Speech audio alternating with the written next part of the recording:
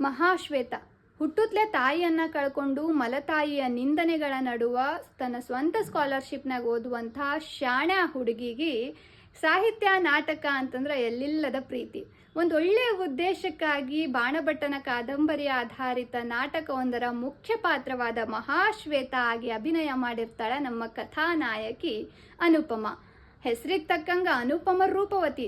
ಆಕೆಯ ಸೌಂದರ್ಯಕ್ಕೂ ಆಕೆಯ ಅಭಿನಯಕ್ಕೂ ಮೆಚ್ಚಿ ಅಲ್ಲಿದ್ದಂಥ ಯುವಕ ಡಾಕ್ಟರ್ ಆನಂದ್ ಅನ್ನುವಂಥವರು ಆಕೆಯನ್ನ ಪ್ರೀತಿಸಿ ಮದುವೆ ಮಾಡ್ಕೊಳ್ತಾರೆ. ತಮ್ಮ ಅರಮನೆಗೂ ಕರ್ಕೊಂಡು ಹೋಗ್ತಾರೆ. ಆದ್ರೆ ಬಡತನದ ಹಿನ್ನೆಲೆಯುಳ್ಳ ಅನುಪಮಾಳಿಗೆ ಆ ಅರಮನೆ ಸೆರೆಮನೆಯಾಗಿ ಕಾಡ್ತದ ಕಾರಣ ಅವರ ಅತ್ತಿ ಮತ್ತು ನಾದಿ. ಮುಂದೆ ಸ್ವಲ್ಪ ದಿನದಾಗ ಆಕೆಯ ಗಂಡ ಉನ್ನತ ವ್ಯಾಸಂಗಕ್ಕಂತ ಹೇಳಿ ದೂರದ ದೇಶಕ್ಕೆ ಹೋಗ್ತಾರ. ಅನುಪಮಳ ಕಾಲ್ ಮೇಲೆ ಒಂದು ಸಣ್ಣ ಬಿಳಿ ಚುಕ್ಕೆ ಕಾಣ್ತದ. ಏನದು ಅಂತ ಹೇಳಿ ಆಕೆ ಗಾಬರಿ ಆಗಿ ಡಾಕ್ಟರ್ ಹತ್ರ ತೋರಿಸ್ಕೊಂಡಾಗ ಡಾಕ್ಟರ್ ಡಯಾಗ್ನೋಸ್ ಮಾಡ್ತಾರ, ದಟ್ ಈಸ್ ಲ್ಯೂಕೋಡರ್ಮಾ ಅಂತ ಹೇಳಿ. ಮೊದಲೇ ಒಲ್ಲಾಗಿದ್ದಂಥ ಅತ್ತಿಗೆ ಇದೊಂದು ನೆಪ ಸಾಕಾಗಿತ್ತು ಸೊಸೆಯನ್ನು ಮನೆಯಿಂದ ಹೊರಗೆ ಹಾಕ್ಲಿಕ್ಕೆ. ಅಲ್ಲಿಂದ ಅನುಪಮಾಳಿಗೆ ಯಾವ ಆಶ್ರಯವೂ ಸಿಗುವುದಿಲ್ಲ. ತನ್ನ ತಂದೆಗೆ ಬರ್ಡನ್ ಆಗಬಾರ್ದು ಅನ್ನೋ ಕಾರಣಕ್ಕೆ ತನ್ನನ್ನು ಪ್ರೀತಿಸಿ ಮದುವೆ ಆದ ಆನಂದ್ ಬರ್ತಾನ, ಇದಕ್ಕೆ ಸೊಲ್ಯೂಷನ್ ಹೇಳ್ತಾನ, ಅಥವಾ ಒಬ್ಬ ಡಾಕ್ಟರ್ ಇದ್ದಾನ, ನನಗೆ ಅರ್ಥ ಮಾಡ್ಕೊಳ್ತಾನ ಅಂತ ನಂಬಿರ್ತಾಳ. ಆದರೆ ಡಾಕ್ಟರ್ ಆನಂದ್ ತಾಯಿಗೆ ಒಳ್ಳೆ ಮಗ ಆಗುವ ಭರದೊಳಗ ಮನುಷ್ಯತ್ವನೇ ಕಳ್ಕೊಂಡಂಥ ವೈದ್ಯನಾಗಿ ಹೆಂಡತಿಗೆ ಕೆಟ್ಟ ಗಂಡನಾಗ್ತಾನೆ.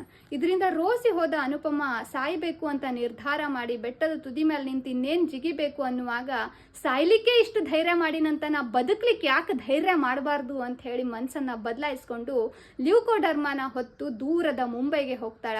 ಅಲ್ಲಿ ಫಿನಿಕ್ಸ್ ಪಕ್ಷಿ ಥರ ಫೈಟ್ ಮಾಡಿ ಆ ಹೆಣ್ಣು ಯಾವ ರೀತಿ ಬದುಕ್ತಾಳ, ಆಕೆಯ ಬದುಕು ಸಾಕಷ್ಟು ಜನರಿಗೆ ಯಾವ ಮಟ್ಟಿನ ಸ್ಫೂರ್ತಿಯನ್ನು ತಂದು ಕೊಡ್ತದ ಅನ್ನೋದು ನೀವು ಅರ್ಥ ಮಾಡ್ಕೊಳ್ಬೇಕು ಅಂತಂದ್ರೆ ಸುಧಾಮೂರ್ತಿ ಅಮ್ಮ ಅವರ ಮಹಾಶ್ವೇತ ಕಾದಂಬರಿಯನ್ನು ಓದಲೇಬೇಕು. ಅಪಾರ್ಟ್ ಫ್ರಮ್ ದ ಡಿಸೀಸ್, ನಾವು ಸಂಬಂಧಗಳು ಅಂದ್ರೇನು, ಪ್ರೀತಿ ಅಂದ್ರೇನು, ಮದುವೆ ಅಂದ್ರೇನು, ಅದೆಲ್ಲವನ್ನು ನಾವು ಈ ಪುಸ್ತಕದಾಗ ಅರ್ಥ ಮಾಡ್ಕೊಳ್ತೀವಿ. ಒಂದೊಳ್ಳೆ ಸಾಮಾಜಿಕ ಕಾದಂಬರಿ, ಹೆಣ್ಣು ಗಂಡು ಭೇದ ಮರೆತು ಎಲ್ಲರೂ ಓದಿ ಸ್ಫೂರ್ತಿಯನ್ನು ಗಳಿಸ್ಕೊಳ್ಳಬಹುದಾದಂಥ ಒಂದು ಅಪರೂಪದ ಚಂದದ ಕಾದಂಬರಿ ಮಹಾಶ್ವೇತ. ಧನ್ಯವಾದ.